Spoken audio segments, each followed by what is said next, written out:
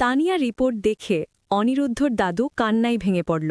আর অন্যদিকে স্কুলের অনুষ্ঠানে বড় সম্মান পেল ছোট্ট তানিয়া।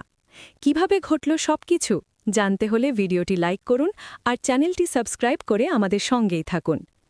গল্পের শুরুতেই দেখা যায় ঈশানের বাড়িতে এসে তানিয়ার মেডিকেল রিপোর্ট দাদুর হাতে তুলে দেয় ঈশানী। রিপোর্ট দেখে দাদু ভেঙে পড়ে বলেন, আমি খুব বড় অন্যায় করে ফেলেছি। রাগের বশে আমি সত্যিটা বুঝতেই পারিনি। একটা অসুস্থ বাচ্চার কষ্ট আমি বিশ্বাসই করিনি। দাদুর এই কথায় বাড়ির সবাই আবেগে কেঁদে ফেলে। ঈশানী তখন বলে, বাবা, আমরা সবাই ভুল করেছি, কিন্তু ভাগ্য ভালো তানিয়া বেঁচে গেছে। একজন ভালো মানুষ এগিয়ে এসে হাসপাতালের সব খরচ দিয়ে দিয়েছে, তাই অপারেশনটা সম্ভব হয়েছে।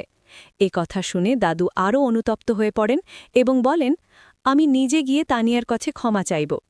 অন্যদিকে মৌলি বাইরে থেকে সব দেখে ভেতরে ভেতরে অন্য পরিকল্পনা করতে থাকে। এদিকে তানিয়াকে নিয়ে বাড়ি ফিরে আসে বাণী। সে খুব যত্ন করে মেয়ের দেখাশোনা করছে। ঠিক তখনই অনিরুদ্ধ সেখানে এসে তানিয়ার সঙ্গে গল্প করতে করতে ওকে ওষুধ খাওয়ায়। কিছুক্ষণের মধ্যেই তানিয়া ঘুমিয়ে পড়ে। এরপর স্কুলের অনুষ্ঠানের দিন।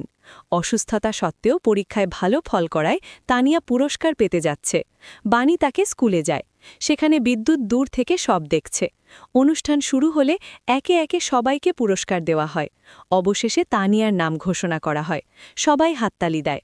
মঞ্চে উঠে তানিয়া মাইকে বলে, আমার মা আর বাবাকে ধন্যবাদ, সবাই আমাকে এত ভালোবাসে। এই কথা বলেই সে পুরস্কার নিয়ে ছুটে আসে মায়ের কাছে। আর দূর থেকে সব দেখে অবাক হয়ে তাকিয়ে থাকে বিদ্যুৎ।